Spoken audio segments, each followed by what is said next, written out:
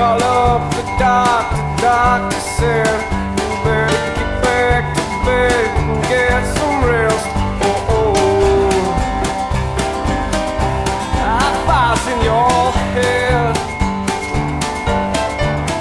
and I don't believe you think you're lying. And if you don't get it now, I'll surely die. Oh, oh. That fire's in your head. I feel the water start to rise. Please don't sit there and float and tell me lies. Oh, oh. That water's in my head. I feel the ground is shaking now. We better get up, get out before the roof comes down. Oh, oh.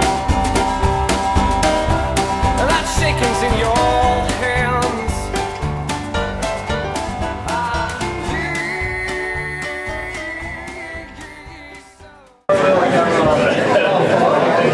Good evening, everyone.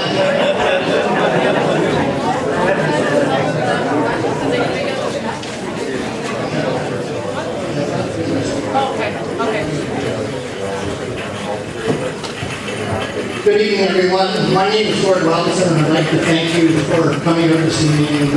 Very important issue that is facing Clarington in the future, and hopefully we can get a result of many outstanding issues that we are facing. We are very happy tonight to also have our MPP for Northumberland, Peterborough, David Cassini, in attendance. And David is going to speak right now and bring greetings from Lindsay Parks as he has to go to another meeting. So, thank you, David. Thanks very much, Gord, and it's great to be here this evening. Thank you all for attending. I've got to say, I was at the meeting in Kendall, and since being elected in last June's election, I've not attended anything. We've got flooding along Lake Ontario, a number of issues in this province that drew as much attention and interest from constituents as that meeting in Kendall. And our job as politicians at any level is to represent you, the people. You're our boss. And I'm pleased to say that since last meeting, Minister Steve Clark, Minister of Municipal Affairs and Housing, met with both MPP Lindsay Park and myself. Now I'd like to send regrets on behalf of MPP Park. She can't be here this evening. She's doing family law consultations in Ottawa, I believe it is right now. In Kingston, sorry. But I'm here tonight. I also see Philip Lawrence out in the crowd. Philip Lawrence is our Conservative candidate at the federal level. Thanks for taking interest in this bill. We met with Minister Clark, and last Monday in Niagara, he announced that the provincial government of Ontario is reviewing the provincial policy statement. So that's great news for us here in Clarington. So as someone who represents you, the people, I think it's clear, and I would encourage my colleagues at the municipal level and at all levels, that any movement to move forward on EP zoning would be irresponsible. And I would encourage all of you and our friends at the municipal level to provide feedback. We've opened consultation, and this is where I need all of you. I'm here tonight, I need you. I need you to write in. It's going to be on the website. You can contact my office. I need you to write in to Minister Clark's office. I need you to provide feedback.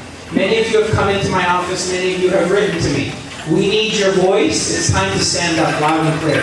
That policies passed, unfortunately by the previous provincial government, are not conducive to positive economic growth, aren't conducive to your needs, and frankly, don't respect landowners. So we're reviewing that provincial policy statement. I'd ask you all to provide your feedback. I would respectfully ask that at the municipal level you put a complete halt on this until that provincial review is done. And then, and only then, do I think we could move forward with some consensus. So thank you for having me tonight. I apologize, I've got another meeting on flooding on the shorelines that I have to get back to along the 401 in Coburg. But thank you very much for having me here tonight.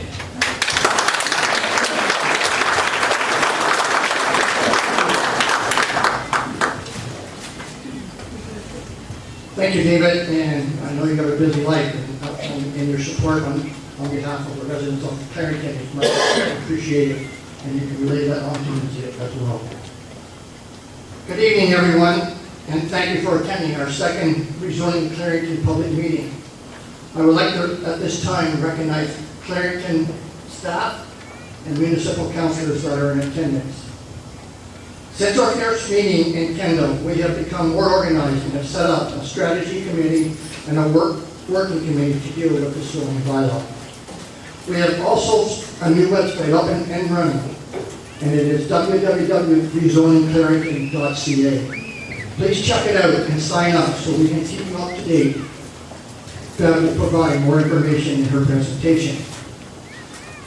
Since the article in the Clarington Promoter, I have been told many times that I have misled the residents of Clarington.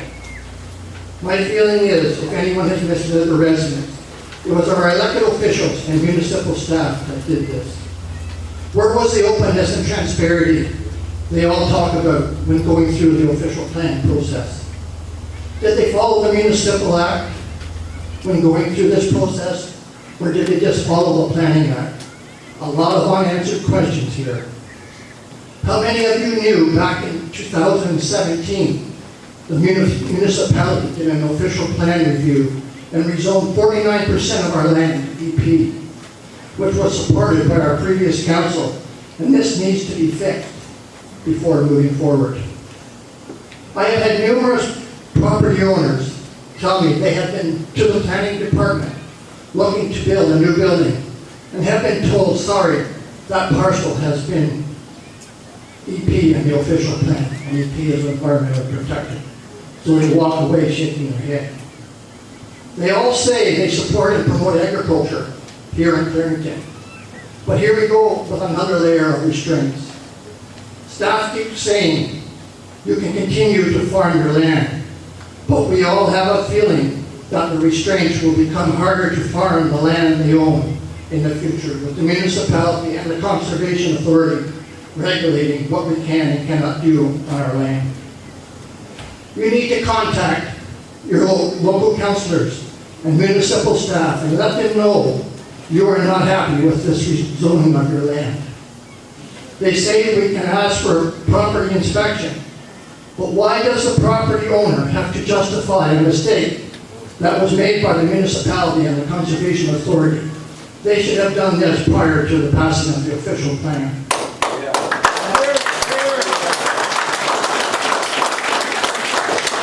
The next review will be the urban centers, but no date has been given to begin this process. This will be interesting. The next council meeting at the Town Hall in Bowmanville will be on September 17th at 7 p.m. Please mark this on your calendar and plan to attend. Let's get as many delegations as possible and let's fill the chambers once more to show them we do not agree with the passing of these bylaws, and we are not going to go away. Councillors will have the opportunity to speak at the end of the meeting, and maybe they can explain to us if the Municipal Act was followed during the official plan review. Staff are here to listen and take notes of your concerns, but feel free to speak with them after the meeting. In closing, I would also like to ask for any donations to maintain our website, printing, and our flyers cost, and the rental of these buildings. We need to keep you informed, and it does take some money to keep these things rolling. So please, if you are interested, make a check payable to Rezoning Clarington. Every little bit helps. Let's keep the fight together, and we will win with it at the end with our MPP support. Thank you for coming out, and I will turn this back to Jim.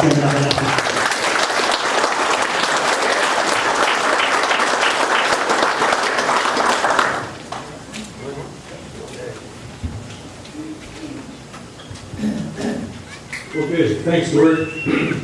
So my name is Jim Abernathy. I am the former mayor of the municipality. And why am I here?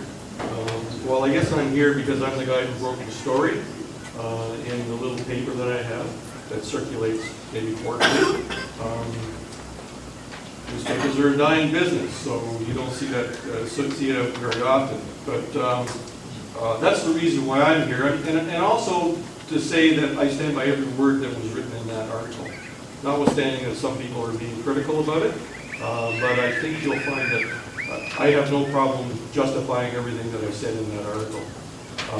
That article is a result of Gord Robinson coming to me, bringing to my attention some concerns that he and a group of his people had subsequent to or during a meeting that they had with Zone Clarington, which is a very efficient team, by the way. And it was through that Zone Clarington team and their transparency that it was revealed to Gord's group that in fact 50% of all the lands in our municipality either had been or were about to be rezoned to EP. So hats off to Gord for doing that.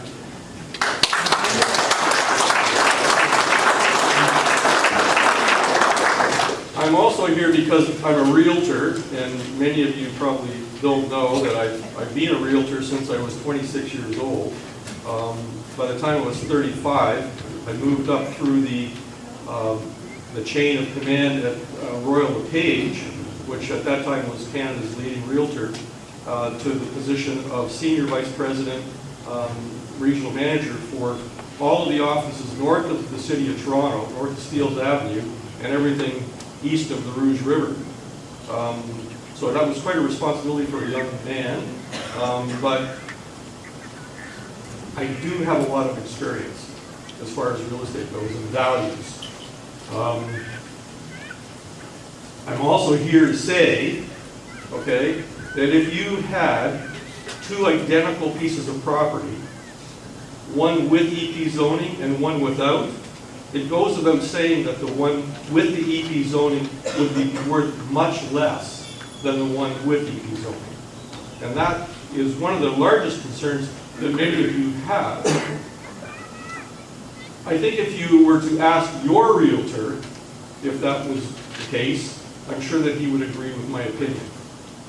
Notwithstanding that from what I understand, Clarington staff had a study done which said that there wouldn't be an effect. So you could listen to staff or you could listen to your realtor. You choose. The fact is that once you put restrictions on properties, they become less saleable. And that's what EP does, is it restricts the use of your property.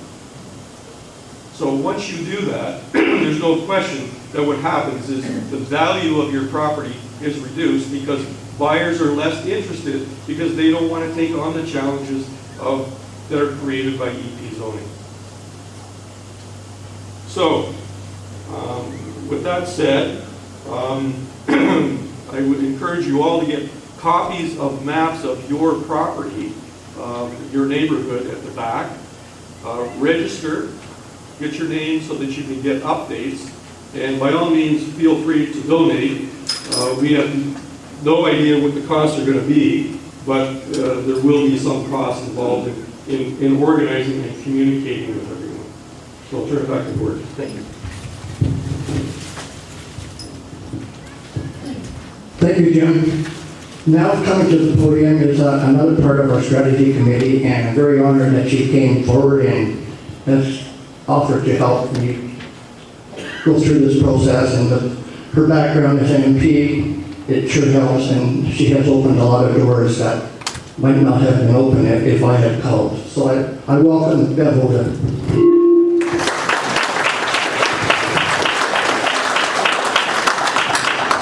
Thank you, Gord. It's great to see such a crowd here tonight because I know how important this is to you and your families. And thanks to Gord who identified this issue and started up our group. But who are we? We're a group of local, concerned Clarington property owners. We're not part of any other organization who might be working on this issue as well. As we've just heard, there are other municipalities that are going through, and you've been told, that have been going through this or have gone through this process. And every municipality is at a different stage. Our group, Rezoning Clarington, is trying to get information for you on what happened, how it happened, and why are the proposed zoning changes in Clarington now being zoned environmentally protected. The municipality is now proposing to make 64,868 acres, or 49%, almost half, of rural lands in Clarington zoned environmentally protected. What impact will this have on your property, your farm, and on you and your family, now and in the future? The municipality is saying that if you're farming now, on the land, there will be no changes. But how about in the future? Any plans by you, your sons or daughters, to grow your farms or to diversify your operations? Why, in the future, should it become possible that you may have to pay for and go through the process of having an environmental assessment done, when, for years, for decades, and even over generations, with few exceptions, you have been the responsible stewards of your land? We know that many of the 6,400 property owners whose properties will be affected are not even aware of the proposed changes, and we're trying to fix that. We're trying to fix it with our website, rezoningclarington.ca, with more town halls like this, and more information for you. But what else are we doing? We're gathering information to better understand on what basis these changes are being proposed, and what are the next steps before they are passed by Clarington Council and set in stone. We had a meeting with the Clarington planning staff yesterday. They have committed to work with our group and provide more information. And we want to thank Councillors Ron Hooper and Mark Swart for being there with us. In our meeting yesterday, the planning department said they know that their maps may be inaccurate.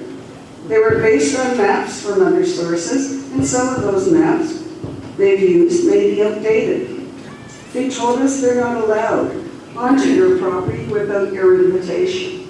So check the maps and make sure that you're aware of the changes that are being proposed. You know, there may have been a stream on your property years ago, but it's no longer there. So please check the maps. I know of one incident where they did come to the site. There was supposed to be a creek there, but there was no creek. Call or write the planning department and ask for a site visit. The municipality has committed to do these site visits at no cost to you, and tell your neighbors and friends to do the same. The changes being proposed stem out of Durham Region's and Clarington's official plans, which are grounded in provincial legislation and provincial policies, and as David has told you. Two key pieces of provincial legislation and policy that are critical to what is happening now are currently being reviewed by the current government. At our meeting yesterday, I asked the staff, as David has suggested, if these two pieces of legislation and policy are being reviewed, why wouldn't they stop their plans to change property zoning in Clarington and wait for new legislation and new policies? New legislation and new policies means that changes may have to be made after their proposals are put in place. So why forge ahead at this time and possibly cause more process and more cost to the taxpayer? Their answer was that government legislation is always changing. Well, a new Conservation Authorities Act has yet to come into force. Another element of the process is the provincial policy statement. And the current government, as David has told you, is doing that review now and receiving comments. Their deadline for comments is October 21st. So please, put your comments forward. Our group will be making a submission. We're working with our local MPPs, Lindsay Park and David Piccini, and we thank them for their support and their help. And we propose to meet with key ministers to try to ensure that any new legislation and policies do not unduly have a serious negative effect on your livelihood or cause you more regulation, more red tape, and more costs. As I've said, We are here to help you. Help you find out if your property is affected, help you access the maps of your area, help you get the information you need to understand what an environmentally protected designation means, and Jim's told you it does lower your property bill. Help you understand the process, and help you navigate the steps you can take to make your voices heard. I know, I certainly know, that working through government processes and documents can be frustrating, complex, and arduous. Sometimes they seem like bafflegab written in another language. They certainly aren't written for the average citizen. That is why I am part of rezoning Clarington. But we need your help. We're working to help you deal with these proposed rezoning issues. There are other issues that I know are on your mind regarding environment, regarding changes to your properties, etc., like the 407. And those issues should be taken to the appropriate bodies. But right now, we have a challenge in trying to make some sense and get a reasonable approach to any rezoning proposals for you and your families. So talk to your friends and neighbors and get them to sign up. We need them to sign up. We cannot get you information unless you've signed up. Check the maps. Thank Jim Abernathy for arranging those to be available to you. We have copies at the back to check the big map, and then you go to the girls at the table and look at the small map, and then you can locate your property on it and see how much of it is now become green. And don't forget to ask for that site visit to verify why your property will have more green on it. Contact your local councillor and MPP. And plan, as Gordon said, plan to be at the next council meeting on September 16th. In fact, go home tonight and mark that date on your calendar. Or 17th, sorry.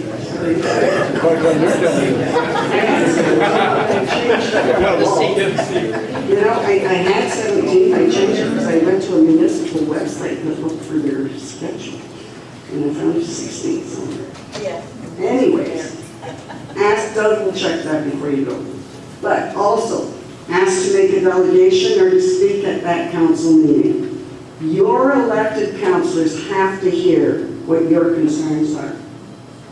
If they don't hear from you, they can't help you. And it's their job to help you, as David has said. And we need your support, and I will ask again. We need a donation so we can consider more town halls, more information pieces, and keep our website up and running to keep you up to date and informed. We have forms at the back for you to sign in, as well as a form in which you can make a donation. So thank you for being here, and back to you, Gordon.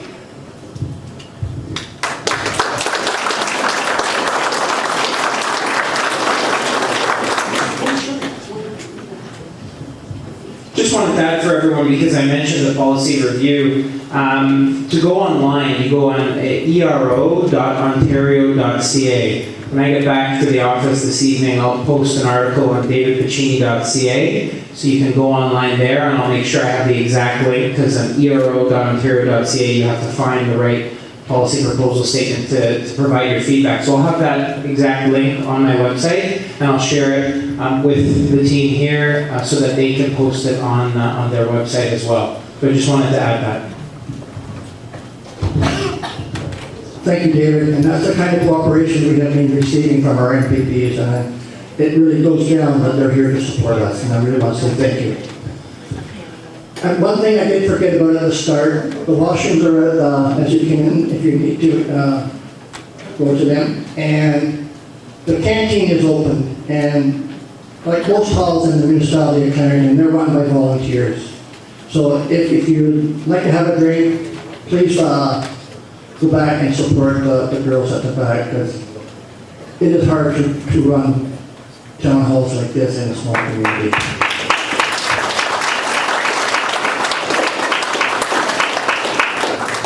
As Beth mentioned in her speech, we are not the only municipality in Ontario that is facing this.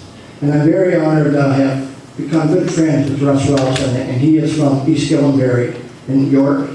And they have been fighting this, and I have been up to a LPAT meeting with him, and he has come down here tonight to kind of explain what they have been forced with and an update on where they are as of today. Thank you, Russ.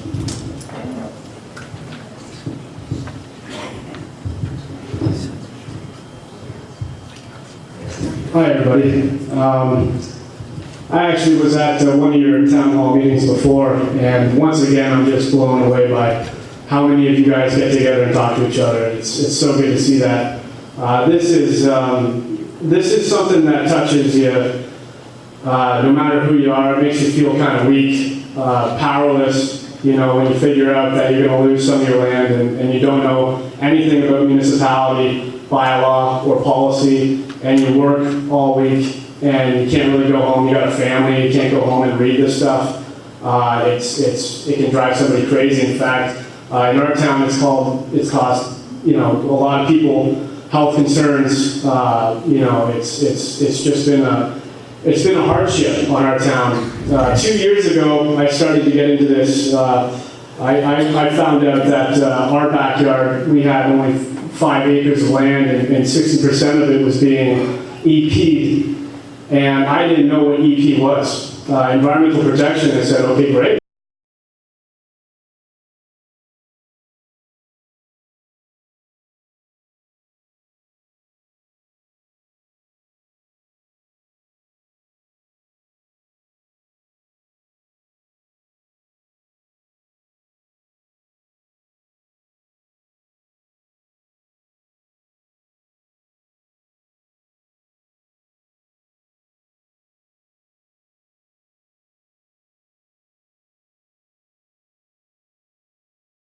And that travels back up. They can send all they want down that highway to us, but we still have the right to send it back up and say no.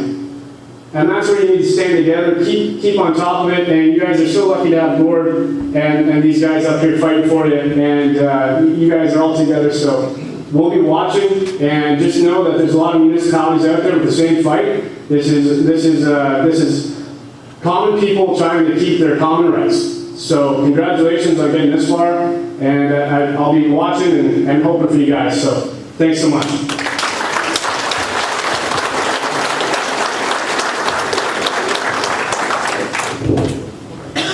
Thank you, Russ.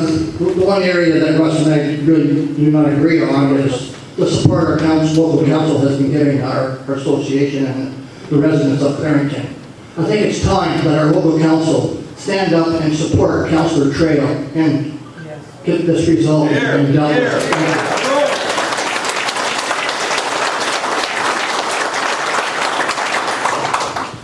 At this time, I'm going to ask Walter Pingle to come forward with some concerns that he has, and then we will be going to the floor to also get your concerns. Thank you, Walter.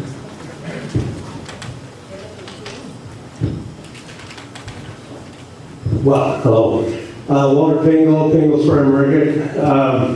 I would rather be in front of a group of 5-year-old kids teaching them how to grow an apple tree than be up here in front of everybody, but here I am. On our farm, which my dad bought in 1947, and I took over from him 35 years ago, and we tile drained. We got a loan from the town, thank you very much at the time, 10% interest, and that was a bargain back then, because interest rates were 19%, and it made a big improvement to our farm. And now, most of the land that I tile drained, they want to turn it into environmentally protected land. Not quite sure. It's dry land, good farm land. If you come to our place and come to the corn maze this fall, you will be walking on environmentally protected land. And there is no water on it. It's not even close to water.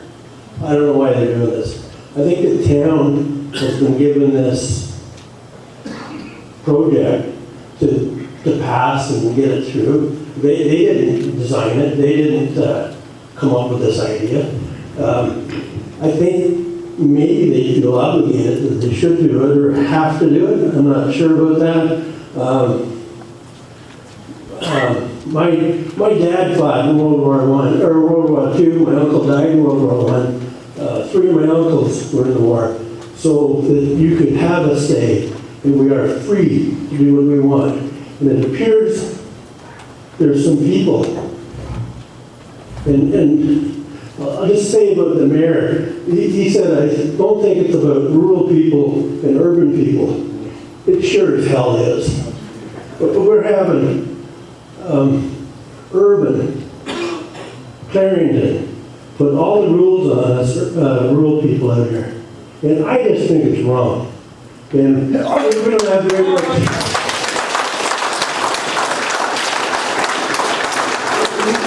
We don't have very much representation. I don't know how many people here live in Bowmanville are here because their land is being bought. It's not happening. It's us rural people that are dealing with this. And I just think it's absolutely wrong.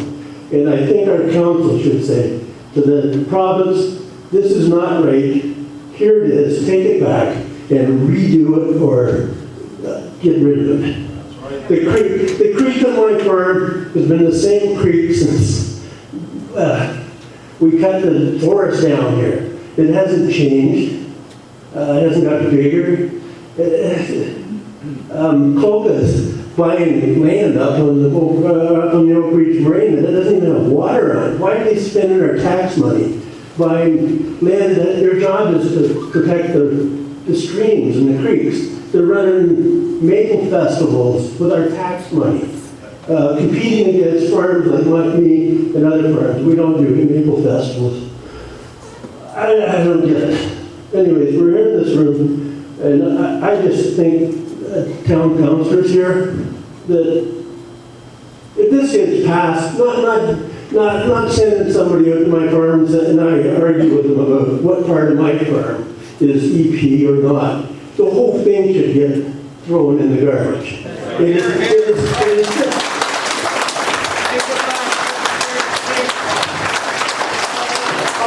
Other thing, this is being passed, I believe, as a bylaw.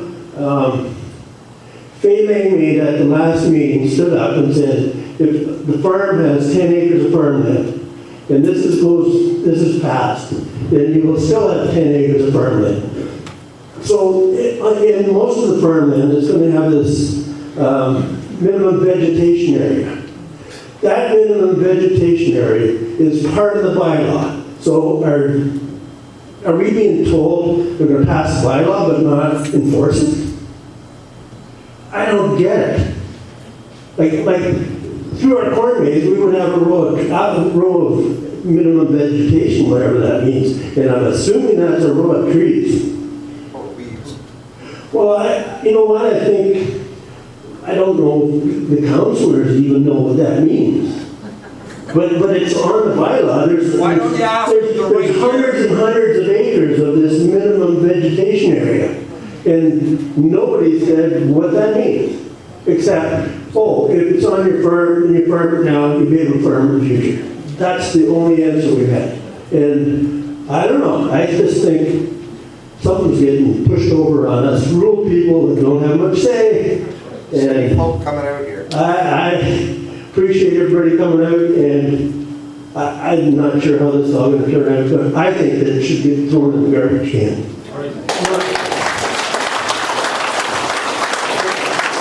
And not just a few acres on my farm or somebody else's farm. I'm not talking about my farm. I'm talking about everybody's rural property. And I just think it's wrong. There you go.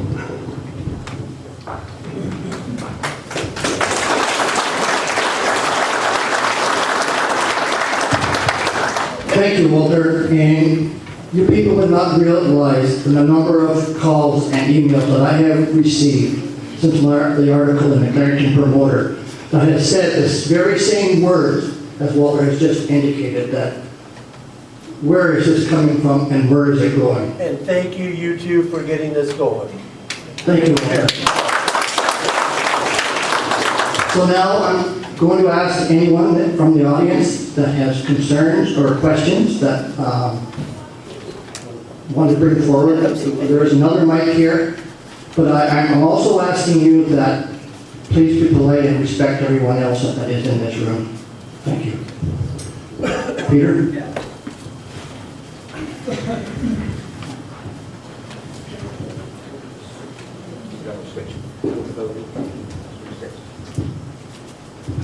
Through this whole procedure, I haven't heard any mention of the Athabasca Authority, of HOCA, of any of the regional authorities that we have.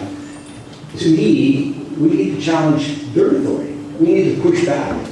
I mean, their original mandate was a good one, but now it seems to be total control. That's the Conservation Authorities Act that's being reviewed by Okay. this government. All right. But I do believe that we need to be able to push back on that as well. And that was a good question, Peter, and it was very interesting. And yesterday at our planning meeting that I attended, the conservation authorities don't even have a memorandum of understanding with our municipalities. So I don't know what this is all about. So if there's any other questions, please feel free to come forward. Yes. And Marlene or someone, the second mic is not working.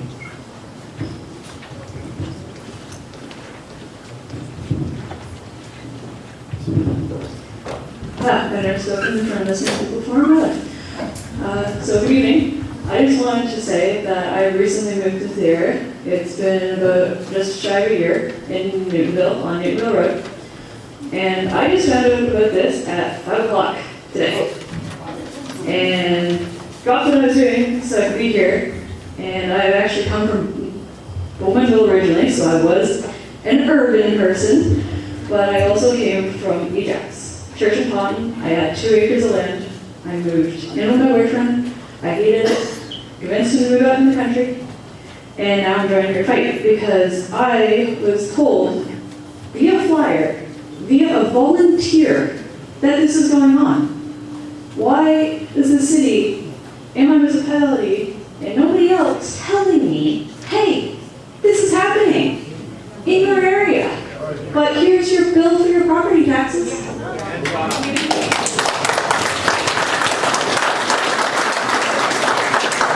I know that right now we're focused on the rural areas of Clarington, but the municipality is also looking at the urban areas for environmentally protected zoning as well.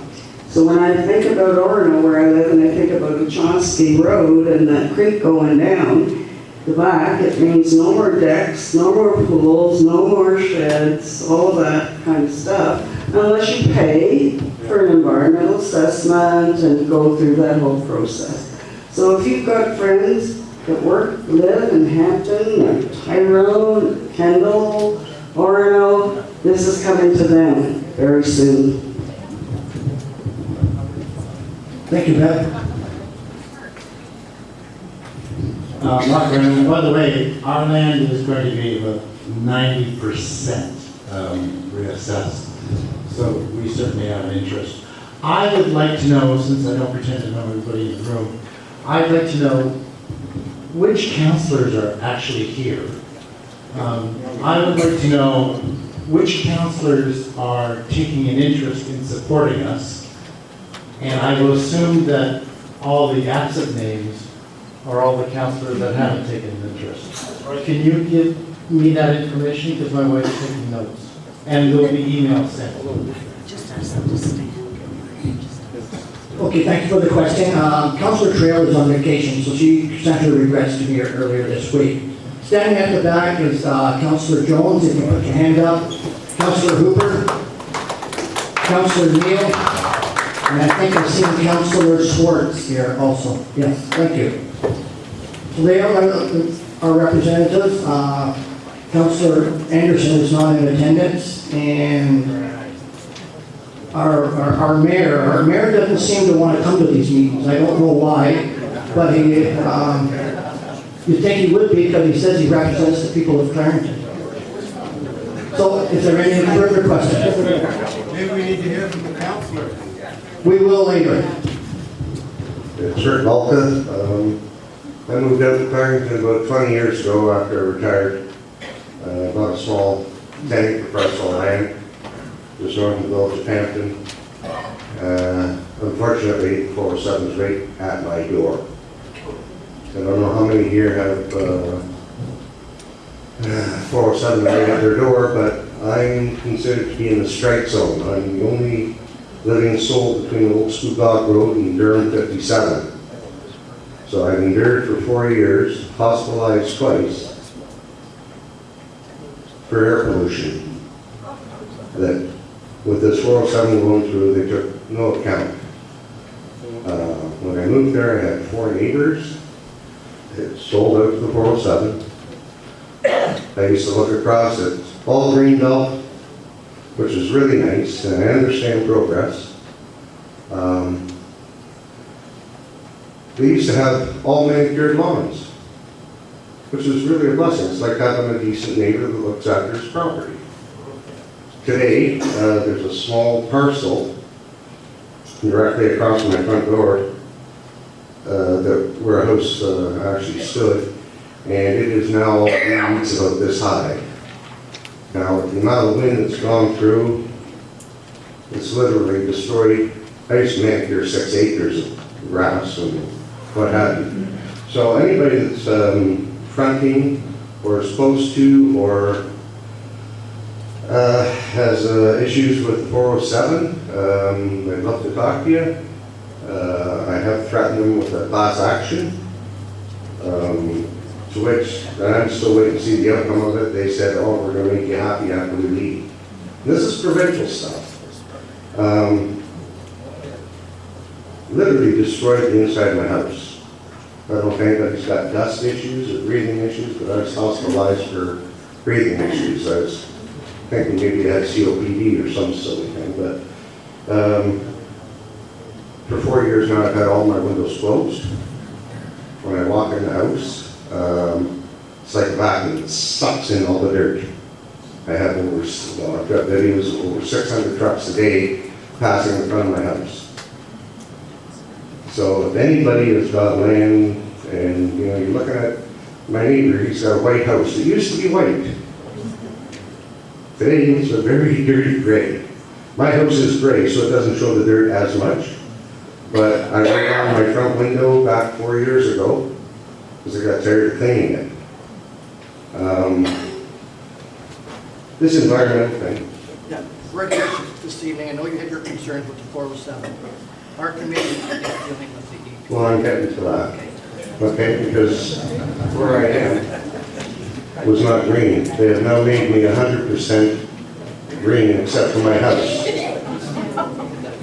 Yeah, I get you. But this map just points out that they don't want you to do anything with your land until they want it.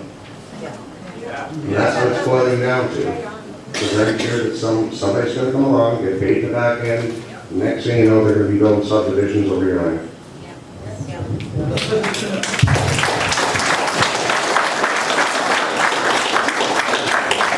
Thank you. I know that there is a lot of concerns regarding the 407, but as I stated, we are here tonight to deal with the environmental protection bylaw that has come forward from the municipality of Clarington. I really think that we have to go back and we have to stress to our councillors that we have to go back and revisit our official plan because the harm has been done. We have to rectify the problem that has been created by our previous council. Steve.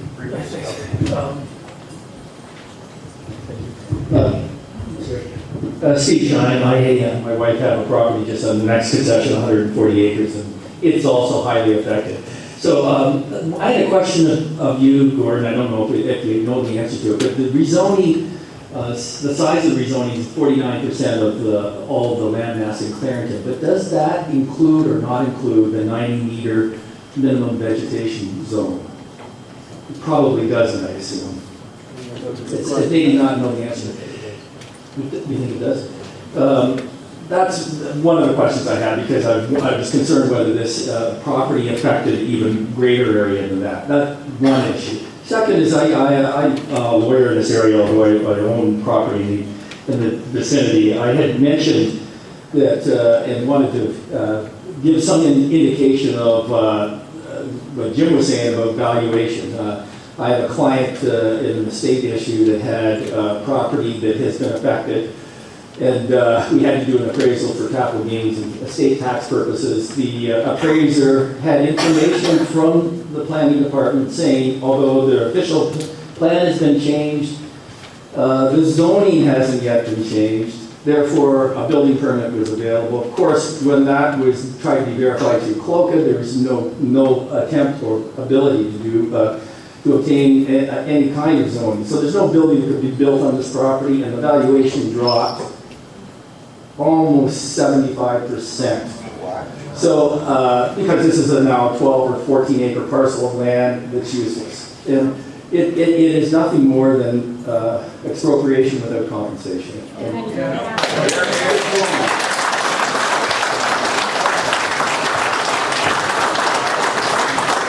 Thank you, Steve, and Bev did there's some information here, and it does indicate that the buffer zone is included in that. Rob? Yep.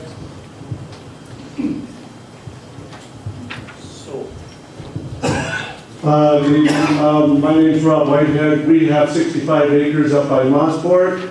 We bought it 20 years ago. Around 2005, my wife and I wanted to, because I worked, and my wife worked, she lost her job, we wanted to start a farm. That's what the deal was. We have 3 road frontages. We thought we were going to, parcel it out to our kids, do what we're supposed to do. So we phoned them up, actually went down, and we walked in the office looking for information so we could start a farm. And that's when they told us that our property was already EP with they did not tell us nothing. And all these comments that you're making, why couldn't you send us our tax bill? Why couldn't you send us a notice? They found it actually quite humorous at the time when we came in there because we were dumbfounded. So my question is, I got this map of our place, it's E28, and it shows our property 99% is EP. In fact, our house sits on EP land. So try and get a well dug or anything for your house when your land is EP. My question here is actually, though all of these properties are green on here, right, because they're proposed, but our property is already EP. And I don't know how many of you know, you might be looking at this thinking, well, this is going to happen in the future, but maybe your property is already EP, and you should find out about that. So there's lots of things going on here. But we do, so that was my question. Where do we find that information, whether you're already EP? Thank you, Rob. That's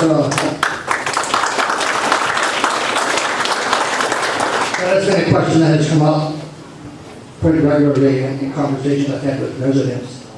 And when the official plan was passed in 2017, that's when the EP designation was put on our property. Yeah. Now, the municipality are just doing a zoning bylaw to conform to their new official plan, which is rated as all as EP. And so that answers your question about, we are already designated environmentally protected. Okay. Let me just expand a little bit on that, okay? There's 2 documents. One is the official plan, and the other one is the zoning bylaw. So the official plan, which you see in front of you on the map, that's the portrait of the municipality. It paints the picture of residential areas, industrial areas, commercial areas, agricultural areas, and EP areas. Parks, all of those things are painted on the portrait of the official plan. The zoning bylaw are the rules under which those particular land designations will be used. Okay?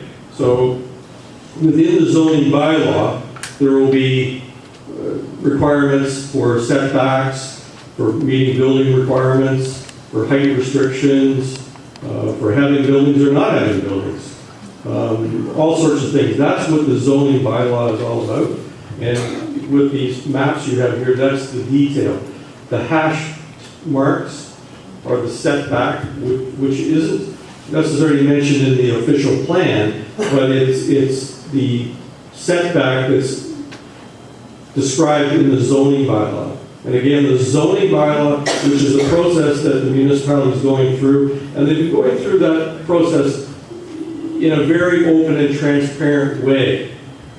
They've been very forward and outgoing about the zoning bylaw, explaining to people what it means, and asking you for input. I think where the municipality failed was they failed in the area of the official plan. When the official plan process went through, what they didn't do is they didn't act in an open, transparent, accountable manner, and the same way as what they're doing with the zoning bylaw now. I hope that helps to explain things. Thank you, John.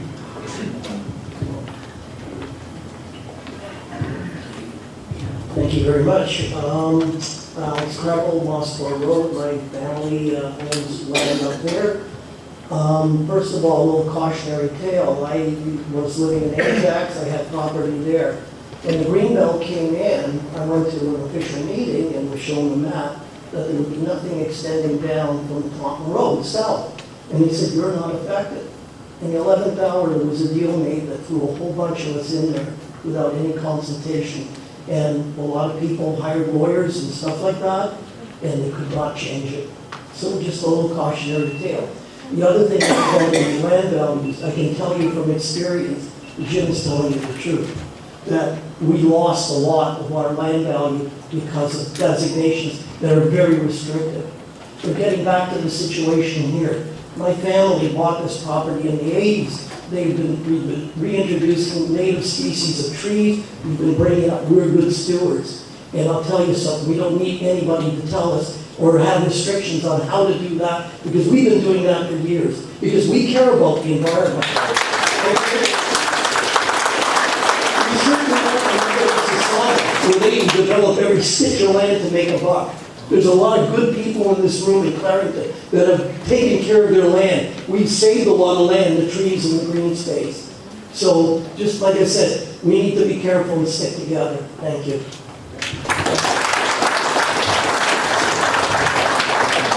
Thank you. Is there any other individual that would like to come forward and raise their concerns that have affected them in one way or the other? Question for Bev, actually. She mentioned two pieces of legislation. Do you know the numbers on those legislation or the? One is the Conservation Authorities Act, and it was first instituted in 1946. It's gone through subsequent reviews, etc., but it is being reviewed by the current government. And it is, when someone asks about the conservation authorities, it gives the conservation authorities powers, etc.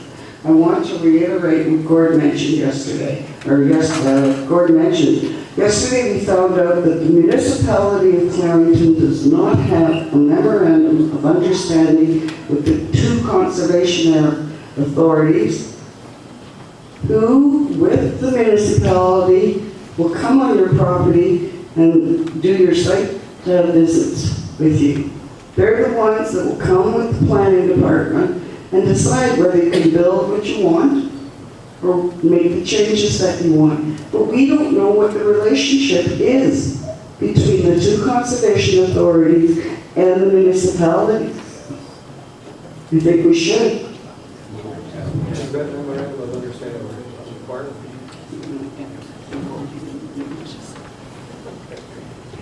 The other thing I want to just mention to you is it's a matter of scope.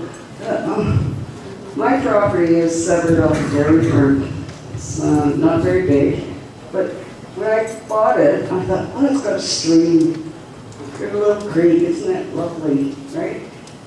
And there's a lot of people who buy because there is